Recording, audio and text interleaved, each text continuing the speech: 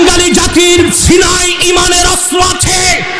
47-এ তারা ব্রিটিশ খেদাও আন্দোলনে রক্ত দিয়েছে, 52 সালে ভাষা আন্দোলনে রক্ত দিয়েছে, 71 সালে দেশের স্বাধীনতা আন্দোলনে রক্ত দিয়েছে। আমার বাংলার লাল সবুজের পতাকায় চোখ তাকালে চোখ বের করে আনবো।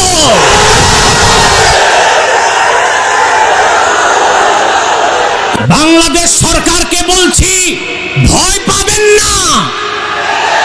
কি ভারত, কি আমেরিকা, কি চায়না, কি বার্মা যদি বাংলার স্বাধীনতায় নখ বসাতে চায়, বাংলাদেশের প্রত্যেকটি মাদ্রাসা ক্যান্টনমেন্ট ঘোষণা করা হবে।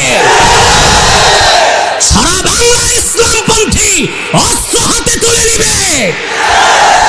বীর বাংলার বীর সেনাবাহিনীর সাথে কাঁধে কাঁধ মিলিয়ে দেশের স্বাধীনতায় জিহাদ ঘোষণা করে মায়ানমারের আঙ্গুল পর্যন্ত পতাকা উড়িয়ে দিবেন ইনশাআল্লাহ।